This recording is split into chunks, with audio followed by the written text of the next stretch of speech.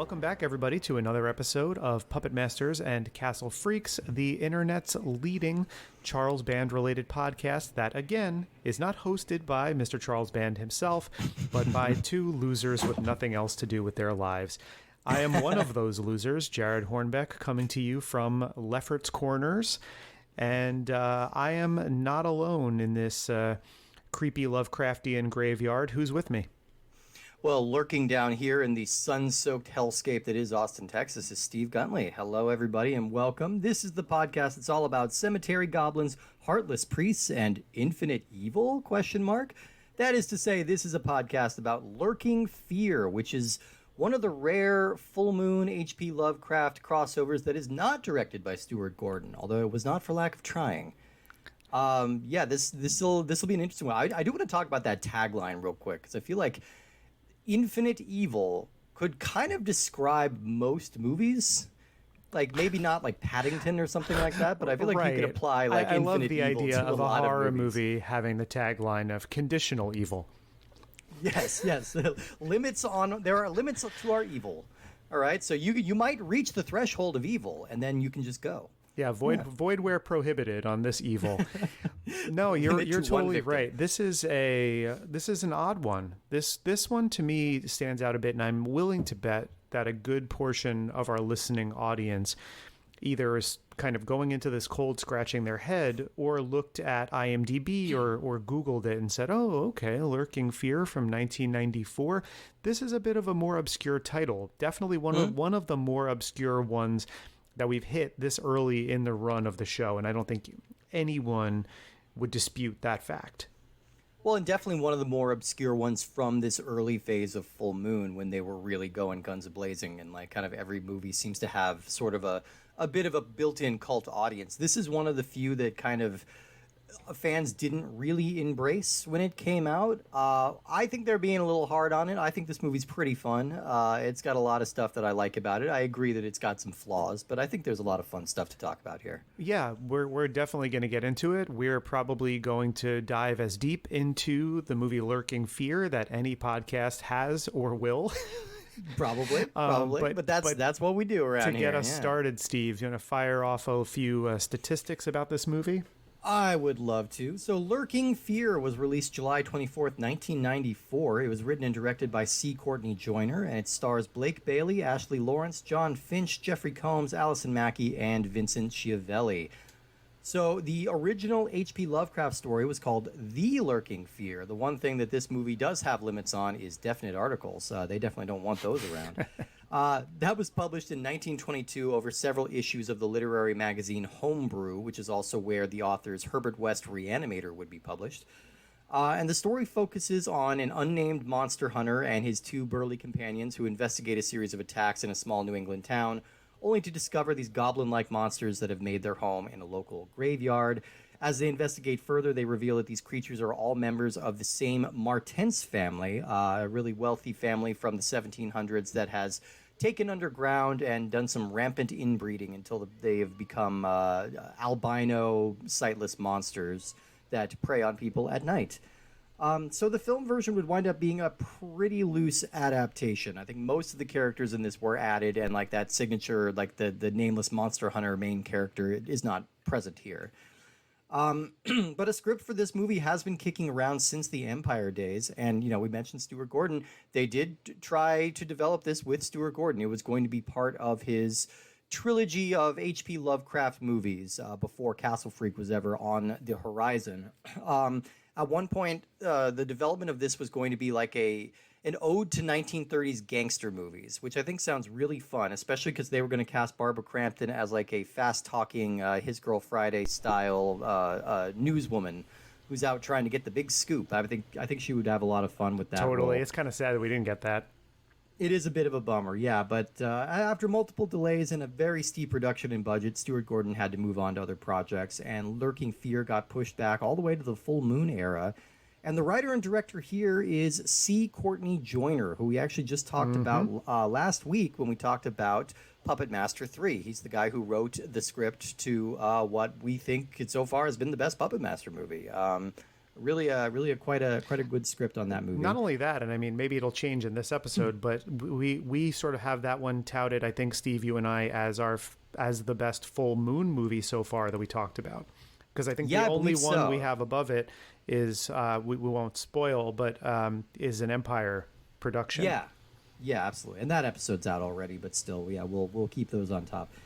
So C. Courtney Joyner had only directed 2 films. He directed one movie before this, which was Transfers 3, and then he got to do this movie. And it was all part of a contract that he signed when he met up with Charles Band back during the Empire days. He wrote a couple of scripts for some low-rent movies that got pretty good reception, including The Class of 1999, which I think is actually quite a good little crime movie. It's a little bleak, it's a little maybe insensitive, it hasn't really aged with the times, but I think that's a pretty smart little exploitation movie. Yeah, I would champion that movie too, and I would even go so far as to say, have yourself a nice double feature with A Class of 1984, Class of 1999 back to back. Triple feature with The Class of Nukem High. There you go, you can get all of the classes. Quadruple feature with Return to Nukem High. There we go. And then Rock and Roll High School. You just have a whole and then Rock and Roll High School forever. Although no, nobody should really watch Rock and Roll High School forever. Corey Feldman, if you're ever a guest on this show in the future, I apologize for speaking disparagingly about Rock and Roll High School forever, which is sort of an unabashed attempted star-making vehicle for you to branch away from the other Corey, and it's not particularly successful, especially given how awesome Rock and Roll High School 1979 is. I haven't seen that one. Does that have Ramones content in that, or do they miss out on the Ramones? In Rock and Roll High School Forever? Yeah. No, it's actually it's believe it or not, it is Corey Feldman fronts a school band called the Eradicators, and they have both original songs, and then they licensed a bunch of, probably when I say licensed, it's probably public domain, like 1950s rock and roll songs, like Fats Domino and Little Richard songs that they perform, and it's really tame and sanitized in comparison, and really sophomoric in its comedy. It's not good. I'm sorry, Corey. Yeah, hey, well, they can't all be winners here, but yeah, Courtney Joyner agreed to come on and write a couple of movies for Full Moon. I believe he wrote Arena and one of the Transfers movies, and then Puppet Master 3, which we just talked about. And part of his contract said that he gets to write 3 if he gets to direct 1, and this was paying off on that part of the contract, Lurking Fear. But in later interviews, Joyner would lament that his own lack of experience kind of held this project back. Like he shoulders a lot more blame for this movie not fully working than I think he should, because I think he's a very smart writer, but maybe not great with working with actors. Some of the actors that we're working with here, incidentally, are Blake Bailey, he's our lead. He's kind of the beefcake hero type, who it took me a minute to recognize him, but we're going to encounter him in a stone cold Full Moon classic called Head of the Family, where he plays Lance Bogan. And it's not a fault of this movie, but I just kept while I was watching this movie and taking notes on this movie and getting ready for the recording, I just really wanted to rewatch Head of the Family. And I was like, we'll get there eventually, and it'll be glorious when we do. But he reminds me of, I just think he has this weird energy of like if Garrett Dillahunt and Sawyer from Lost had a baby. There's a little bit of that, and then that baby became a pool cleaner. Like, that's kind of his energy, which I say this affectionately. I think he's a very good-looking man, and he's a lot of fun in these movies. Well, listen, he takes his shirt off in this movie, and neither of us can compare to what he is gloriously displaying on screen. So we're speaking kindly of him. We poke a little fun, but I think it's coming from a place of jealousy, speaking for myself Absolutely. at least. Oh, yeah, definitely. Well, I don't know. I've got ripped 8-pack abs, obviously, but, you can't tell over the Zoom. Don't question it. So our co-lead here is Ashley Lawrence, here credited as Ashley Lauren in what I can only assume is a typo, because I don't think she's been credited as Ashley Lauren in any other place, but it does appear in the opening and closing credits. I'm just wondering if it's a typo, because that's a weird kind of way to dilute your name. But Ashley Lawrence, we best know her from the Hellraiser movies, the first 3 Hellraisers, where she plays Christy. She's a really lovely, striking leading lady in horror movies, and she's a lot of fun here. She gets to kind of go Linda Hamilton a little bit in this movie with the black tank top and the guns, so she's having a little fun Yeah, here. and she's continued to work in horror stuff even as recently as the Creep Show on Shudder. So Right. Yeah, still working. Yeah, still working, still awesome. Our old buddy Jeffrey Combs is back here. He's in a supporting role here, but a pretty meaty one that lets him kind of sink his teeth into it. He's playing an alcoholic local doctor, so he's got this comically large flask that he carries around in this movie, which is a good prop for him, and bringing that perfect Jeffrey Combs twitchy energy that we all love. Combs with a beard too. Looking a lot like Martin Starr. Yeah, weirdly. I'm not used to him with a beard, but with the slicked back hair and the beard and the glasses, he looked a lot like Martin Starr. And I just love the fact, and we'll get into it a little bit later on, some of the supplemental features like the video zone in particular that was on this movie. Jeffrey Combs just has a really funny bit where he's just sort of lamenting the fact that he's playing a doctor yet again. Oh, yeah. He does have that niche. Yeah, he plays a lot of twitchy academics, but hey, nobody's better at it.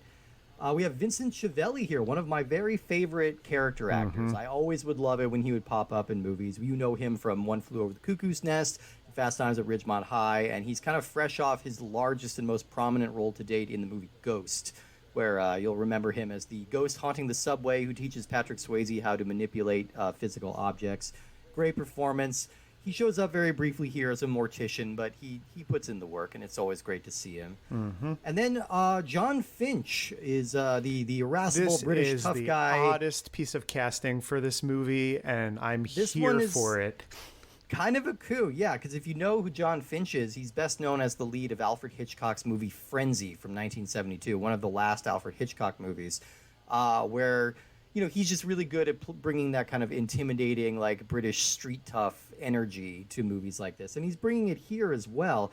Apparently, Finch was kind of a problem to work with on set. Courtney Joyner, again, he takes blame for not having the gravitas of an accomplished director to rein somebody like him in. But basically, John Finch wouldn't really take direction, and he was kind of tough to work with. And when it came time to redub some of the dialogue because they lost some audio in the process and they need to do some ADR, Finch would not show up to do the recordings. And so we have a sound-alike that doesn't really sound alike. So if you notice like a disparity in the voices of that character, that's the reason why. Like they lost some audio and then John Finch would not come back to replace that. One of the reasons this movie's noteworthy is that this technically, according to some sources I found, and I'm not sure if this is 100% accurate, but according to some sources I found, this is the movie that facilitated the split that Full Moon had with Paramount around this time. So, the Paramount Full Moon collaboration happened with Puppet Master thanks to Charles Band's relationship with an executive there named Jim Giannopoulos, who he continues to speak very highly of to this day. Jim Giannopoulos just kind of got what they were doing. They saw the potential in this home video market, and they really went for it. I think he left to go have a pretty successful run as president of 20th Century Fox for a couple years. But the new execs were a little less enthusiastic about Band's movies, and even though they remained big hits on video, reportedly Charles Band clashed with the new executives over the budget of this movie, which they wanted to drastically reduce. And in response, the studio just decided to terminate the contract. We didn't mention it on our Oblivion episode, but Oblivion was actually the last Full Moon feature that Paramount would release. This one came out a little bit before that, but the budget conflicts over this movie was apparently what led to that split. But Full Moon went independent from there, and they're still going. They're still doing their thing, so don't cry for them, Argentina. Yeah, I mean, we mentioned Head of the Family and Castle Freak already in this episode, which are two movies we haven't gotten to yet that will come out after the Paramount split. And they show, Full Moon for at least a period in the mid-90s following the Paramount split to be doing just fine. Yeah, we're going to get, like, Hideous out of that, and, like, the Killjoys and the Evil Bongs, the Ginger Dead Mans, all of that. Some higher hit rates than others, but I think we're going to find a lot of good stuff in that era. So if you want to see, like, this movie's not long. Like most of the movies we talk about, this movie's about 80 minutes, but if you want to see an even shorter version of this has been re-released as a short film in a couple of anthology movies. So in 2004, there's an anthology called Tomb of Terror, where this movie and two other Full Moon features called Talisman and Dark Angel were all edited down into like 20-minute chunks and then like strung together like this. And then I think they did that same cut and put it in the Bunker of Blood series, which is another couple of like anthologies. So I don't know. I don't know if that's going to be the way to watch it. There is a lot of like stuff you can cut to sort of get to the meat of this story. And some of it does feel a little padded out to meet that runtime. But yeah, I mean, I think this movie really does have a lot going for it. Like, first of all, like, you know, we just read off that cast. That's a really strong cast. And I think they're doing fun stuff. And I really like that basically this is a genre mashup movie. That this is in the same way that From Dusk Till Dawn does. Like, this is a crime movie that wanders into a horror movie. And then you need to kind of reconcile those two vibes. And I think in that regard, I think there's a lot of successful stuff going on. Well, here. you can thank C. Courtney Joyner for that, because he essentially read the Lovecraft story and thought there's not enough for a movie here, but I like the bones of this story and I want to combine a I guess like an ancient generational family drama and a crime movie into this Lovecraft story. And so he worked it in that way. Because we've talked about this before. This is not the first Lovecraft property we're hitting. It certainly will not be the last. And we've mentioned in previous episodes that, you know, Lovecraft, for all intents and purposes, was an ideas guy. And so some of his stuff could be difficult to adapt because you need to interpret a lot of it and bring in other elements to make it narratively, structurally sound enough for a feature film. And so, yeah, and Joyner gets that, and Gordon got that as well. Like Lovecraft is one of those authors who really thrives when you adapt his work loosely, because it can be very dry to read, but the ideas are so vivid and so cool that you want somebody with a little bit better sense of momentum to take those stories and make them into something fun.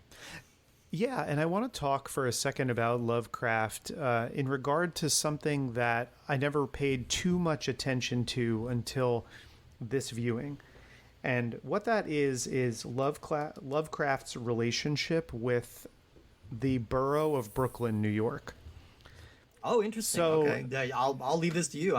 Yeah. So some of the names of these characters, like the Martens family, are based on, I believe, a family of Dutch settlers in early New York, and then Lefferts Corner also, I think, has its roots in the Dutch settlement of New York.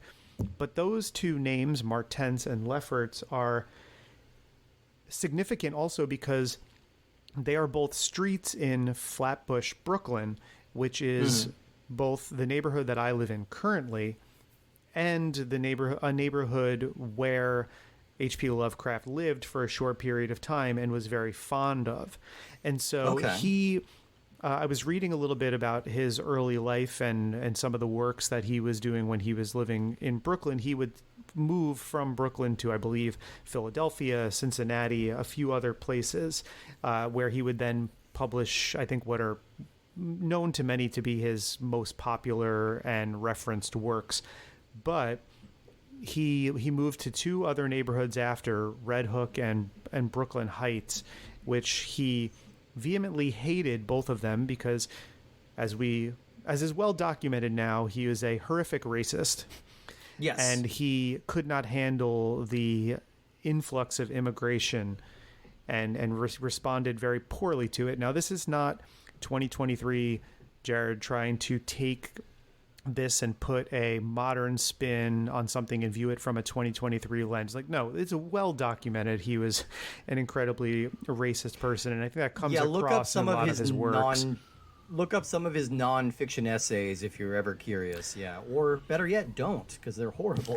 Yeah, and so I was thinking, I thought it was really interesting that he chose the Lefferts and Martens, and I was wondering if those two names stuck out to him as things he saw as a younger person in Flatbush, Brooklyn, because I did read a little bit about him being fond of that neighborhood. And so when I was watching this for the show, I was like, ooh, Martens, okay, that stuck out to me. And then I saw the signpost, Lefferts Corners, and I said, this seems a little too on the nose to be coincidental.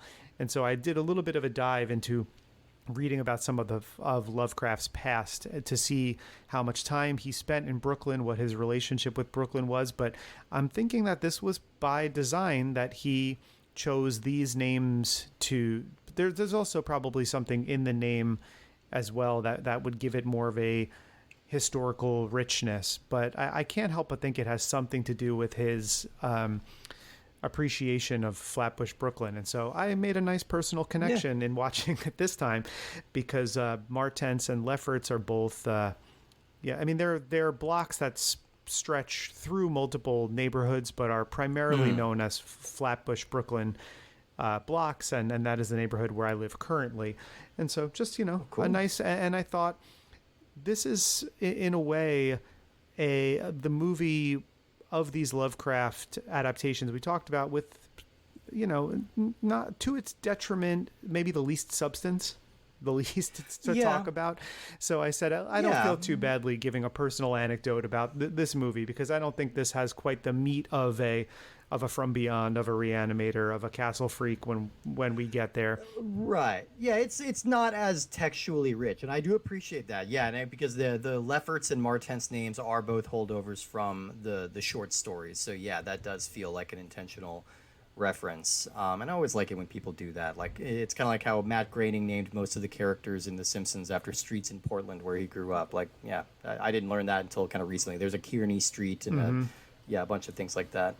But yeah, no, I think for most of this movie kind of works. Like, I like the cold open where we have like the two women trying to defend themselves from some unknown thing outside, and like one of them gets sucked through a hole in the wall, and it's like a pretty grisly death, and that's our introduction to the Ashley Lawrence character. And I like that this is not just an A to B Lefferts Corner story. Like, we get that cold open and then we leave. We're focusing on a different narrative. We're focusing on Blake Bailey as an ex-con who has been sent to go to Lefferts Corners to recover some money that his father buried there, to pay back some gangsters played by John Finch and some cronies there. And so basically when he arrives in Lefferts Corner, they're literally just kind of driving into the middle of a horror movie. Like, everybody's preparing for this final siege showdown thing. The last couple of survivors in the town are barricading themselves inside the church because, enough is enough. We need to take out these lurking fears that are underneath our cemetery. And I like that they just kind of blunder into it, and they're just like, all right, well, you're here. You got to make yourself useful now. Yeah, it's a really interesting juxtaposition from the cold open to the following scene with the voiceover, because so much so that I immediately was like, oh, wait a second. Like, is there a huge time jump here? Are these completely different time periods? Because stylistically, they're so diametrically opposed from one another. The cold open feels so gothic and romantic in the way that it's the performances, the costuming, the set, the music, and then it cuts to something that feels very 90s.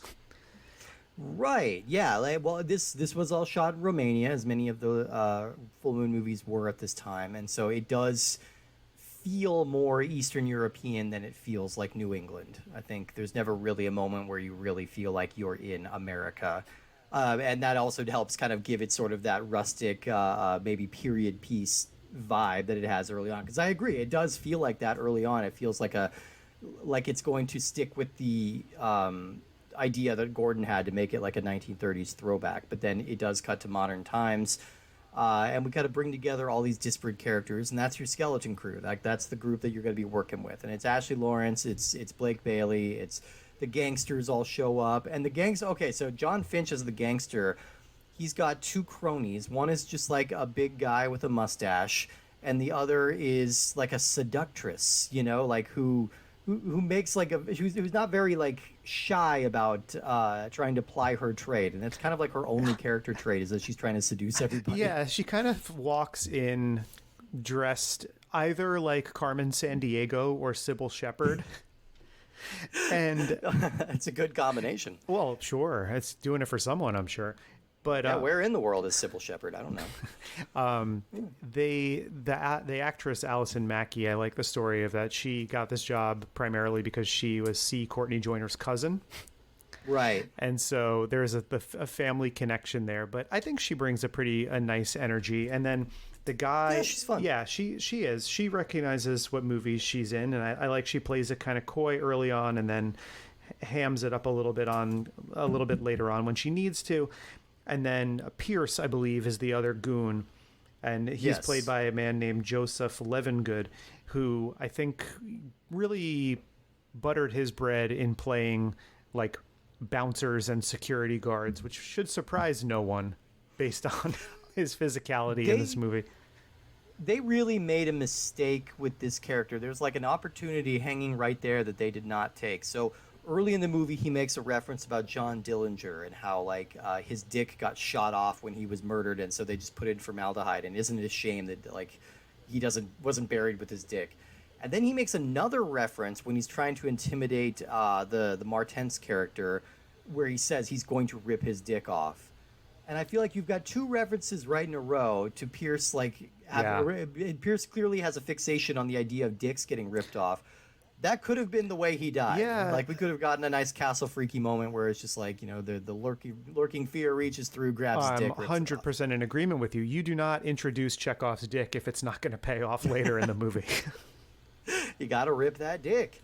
I feel like they missed an opportunity there, but I don't know. The kills here in general are generally a little flat. I did like the priest getting his heart ripped out. Mm-hmm. Like the priest is like a cool scene.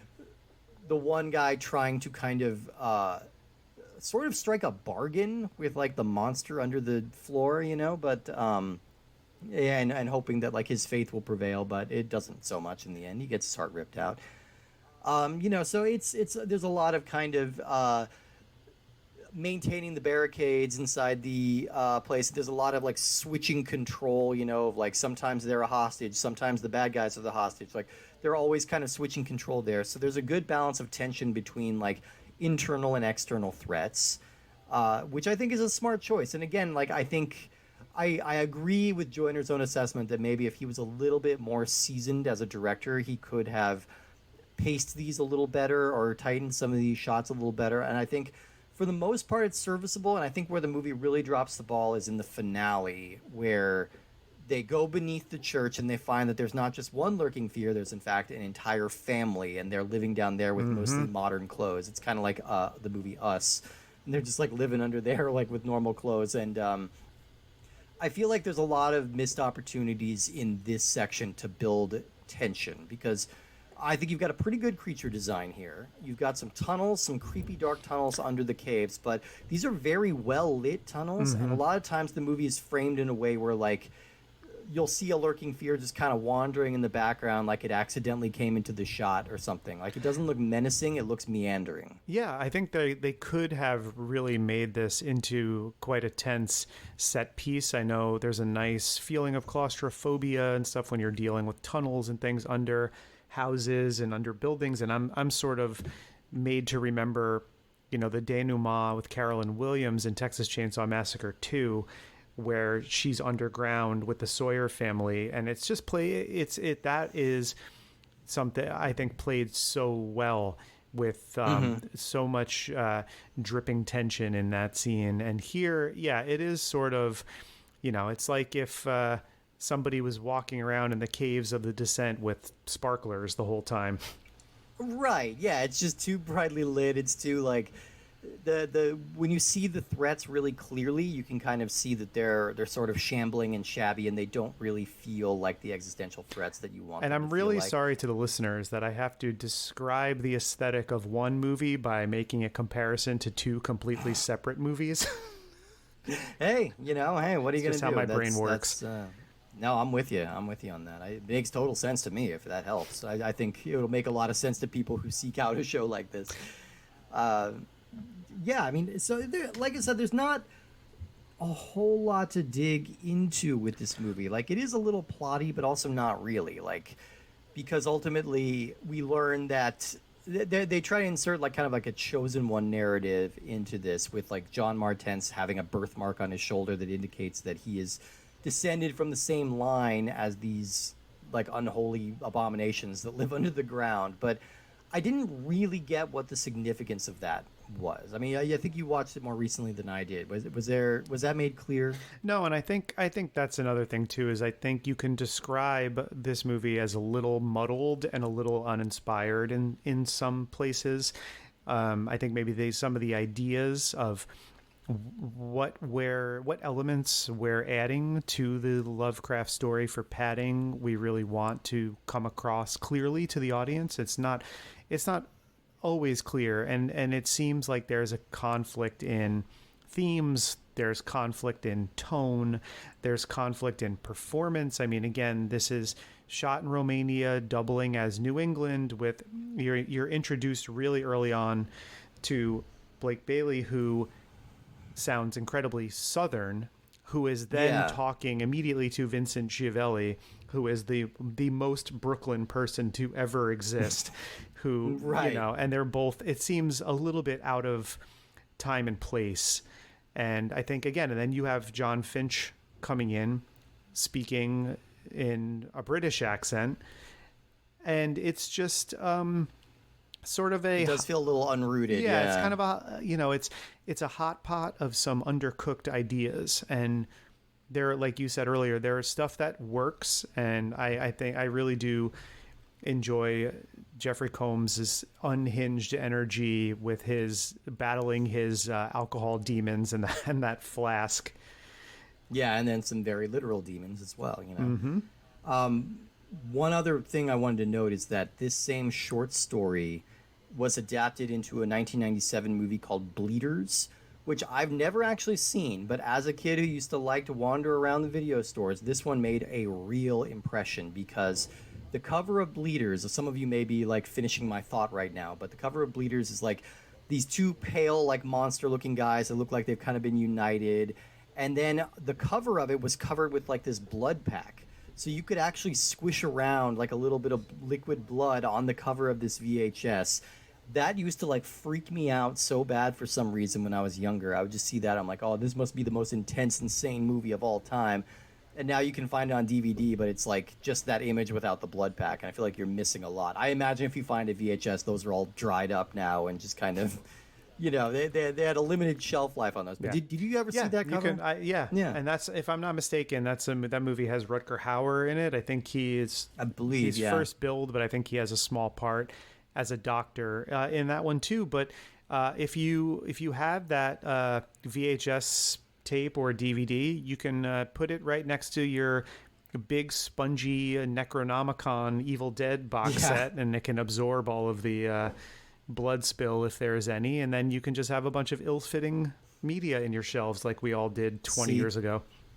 That's a pet peeve of mine, and like part of me, it's like I love it when they do these like goofy special edition box sets. Like I bought a box set of Old Boy that was packaged to look like Band of Brothers. So it was in like an aluminum tin with like 3 discs, and like they changed kind of the logo to look like the symbol from Band of Brothers.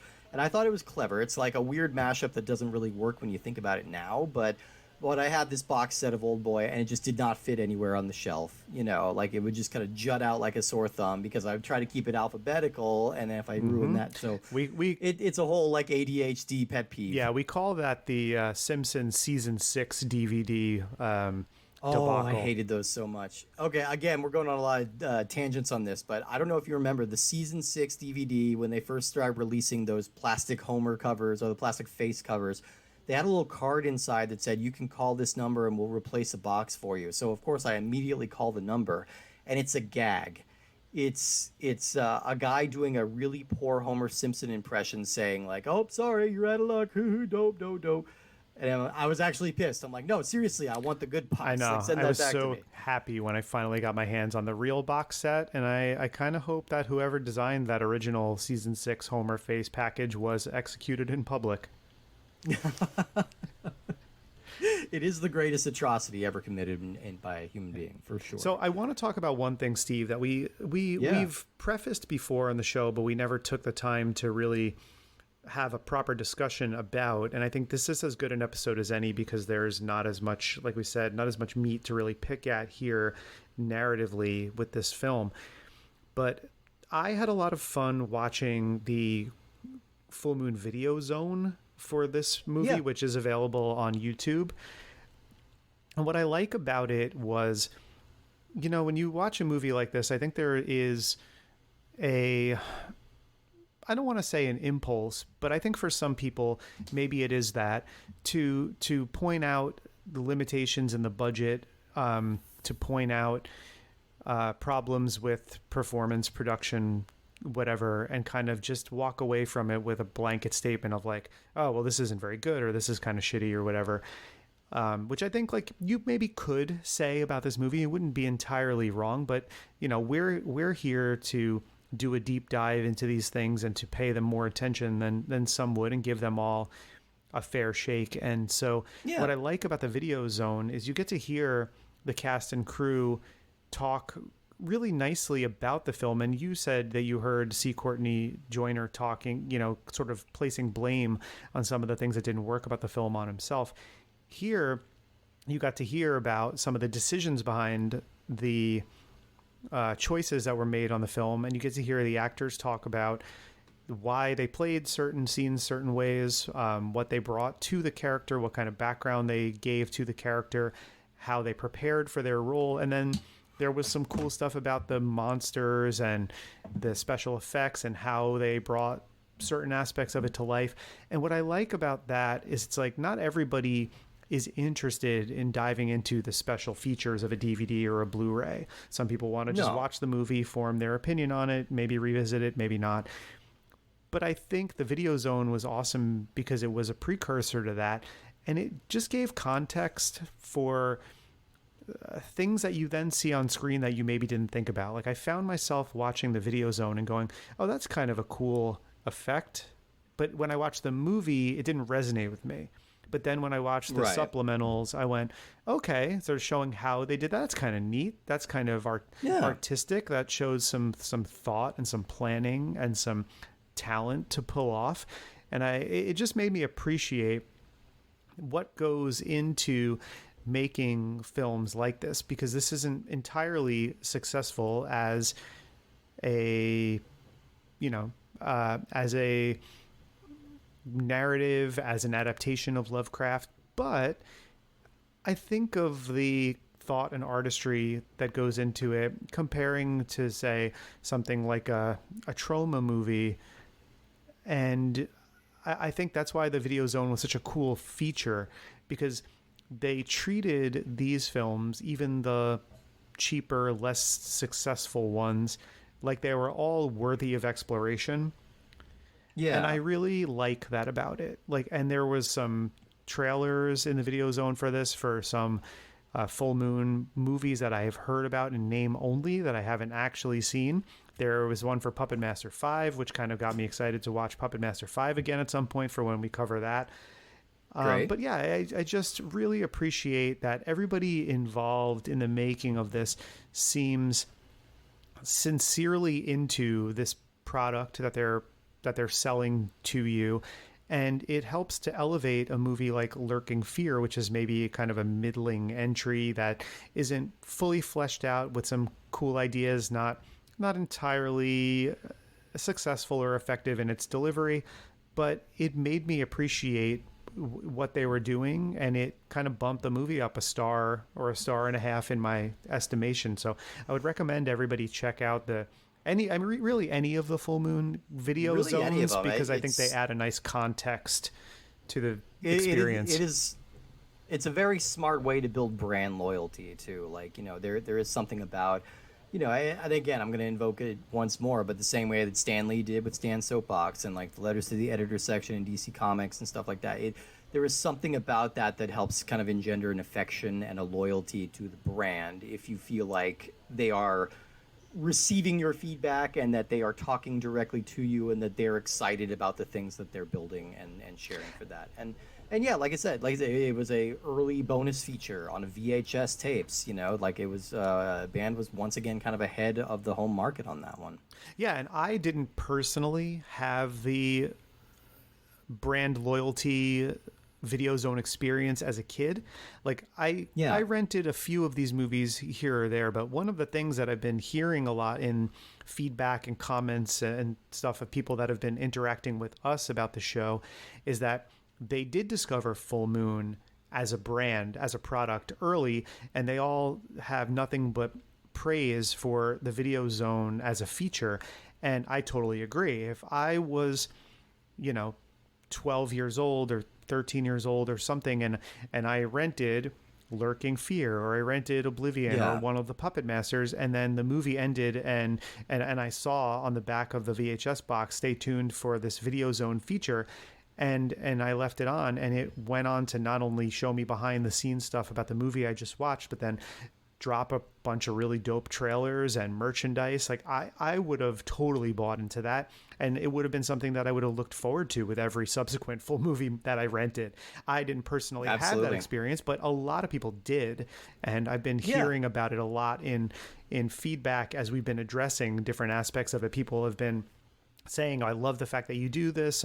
We have such an affinity for Full Moon as a company. And when you watch the Video Zones on YouTube, a lot of the comments are really sincere comments of people saying, like, this was one of my favorite things about renting these, looking forward to seeing what trailers and merchandise would be on there. And that's just awesome. It's just such a nice connection really with your, potential customers and viewers.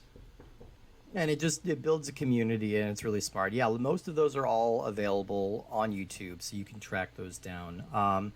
But yeah, I think that's about it for us on Lurking Fear. Now, I think we are up to date on our recordings. So we can do our ranking list if you want. So our rankings, we kind of suspended doing rankings on air because a lot of our recording schedule was in flux and things had to change around a little bit. So we were putting things on our list out of order. But I think at this point we are caught up. We are chronologically where we need to be. Do you have a place on this list in mind, or I can go first if that helps? I do, and I fear that it's going to make it seem like I liked this movie a lot less than I did. Which I mean, we've watched some bangers. That's the thing. We've watched a lot of good ones. There have been a lot more good ones than genuinely terrible. Yeah. So if I'm not mistaken, Steve, we should have 1, 2, 3, 4, 5, 6, 7, 8, 15, 9, 10, 11, 12, 13, 14. I'm getting 14, but I think maybe I think this would make it number 15. Oh, no, I'm counting this one. So why don't you do your list first so I can figure out which one I'm missing and I can slide it quickly into the ranking.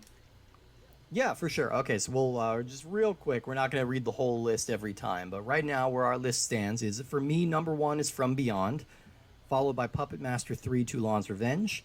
Then it's Robot Jocks, Trancers, Tourist Trap, Oblivion, Puppet Master 2. Then we have the original Puppet Master at number 9, or number 8. Then Subspecies, Cannibal Women in the Avocado Jungle of Death. And then right below that is where I'm putting Lurking Fear. And then below Lurking Fear is going to be Piranha Women, Sorority Babes in the Slimeball Bolorama, Test Tube Teens from the year 2000, and Evil Bong, still bringing up the rear. Nothing's quite hit the low of Evil Bong for me. Even Test Tube Teens is kind of like there's a gap in between those There two is, movies. and it was a little disheartening to have somebody preface Evil Bong by describing it as the best Evil Bong movie. I know, that's a little dispiriting, right? Yeah, oh man, that's it. They peaked at number 1, and we have 9 more of those things to go. So I changed mine around slightly, and I figured out what movie it was. But as it stands right now, my list looks basically similar to yours in some ways, different in others. From Beyond is number 1 for me still, with Puppet Master 3 right behind it at number 2. Trancers is number 3 for me, with Tourist Trap at number 4. Robot Jocks is at number 5, with Oblivion at number 6. Puppet Master 2 is at number 7, with Puppet Master 1 at number 8. Cannibal Women in the Avocado Jungle of Death is at number 9, with Subspecies at number 10. Sorority Babes in the Slimeball Bolorama is at number 11, with Lurking Fear at number 12. Followed by the bottom 3 of Piranha Women, Test Tube Teens from the year 2000, and Evil Bong. Okay, perfect. All right, so we're starting to get a little bit of variation in there. For a while, we were just kind of 1-to-1, like exact same list, but we are starting to get a little variation on that. So, Well, very what cool. are we going to be adding to our list, Steve? Where are we headed from here? Oh yeah, well we are going to basically be making a little Lovecraft sandwich with dolls as bread. So we talked about Puppet Master 2 and 3, then we've got Lurking Fear, and then next week we're going to be rounding out that little delicious treat with Demonic Toys from 1992. Definitely a major full moon series for a lot of people, and one that I have never seen. So excited to get more creepy little toys. Yeah, every once in a while when we've got an episode coming out and I start posting about it or promoting it a little bit, I wonder, like, oh, is this a title that's going to grab people? Is this one people have an affection for? Is this one people are familiar with? I don't see there being a problem when we announce the release of Demonic Toys. I think enough people are, if they're not familiar with the movie, yeah, big fan base. Yeah, for that one. they're familiar with the cover art, and even if they haven't seen the movie, I'm sure they're curious about the movie based on the cover art. And yeah, we're going back into the Charles Band's wheelhouse of little tiny terrors. And so yeah. I'm pretty excited to get to this episode about Demonic Toys. It's going to be a fun one. So listeners, yeah, it's going to be great. If you've enjoyed what you've heard so far of Puppet Masters and Castle Freaks, jump on to Apple Podcasts or whatever podcast app you're using. Drop us a 5-star rating. If you are feeling so inclined to give us a nice review, please do that as well. But also just spread the word. If you have other friends or people you know who are into full moon features, Empire pictures, low budget movies, etc., tell them about the shows. Help spread the word. Help us reach a bigger audience so that each week it can be even more of an event when these episodes drop. If you want to know what's coming up on the show and you want to keep up with us and any news and updates, you can follow us on Instagram at puppetmasters_Castle Freaks for updates there. You can follow me personally on Instagram at _cowboy_Jerry. You can also access our threads through the Instagram profile for the show's Instagram account. And we have a Twitter, which may or may not exist by the time you hear this episode. Who knows? You can interact with us on there, although we're not particularly active. But yeah, if you want to find us, you know where. And Steve, people can find you as well. And you've got, I think, a couple other shows and things to plug. Yeah, I've got a lot of projects going on. You can find me on Instagram at Minotaur Matador. That's kind of my most of my social media presence, limited though it may be, is going to be through there. I'm also the host of a show called Cinemarcade. That's a podcast about movies and video games, where each week we are going to watch a movie and then play the video game based on it. We've got a lot of fun episodes on that, so definitely check us out there.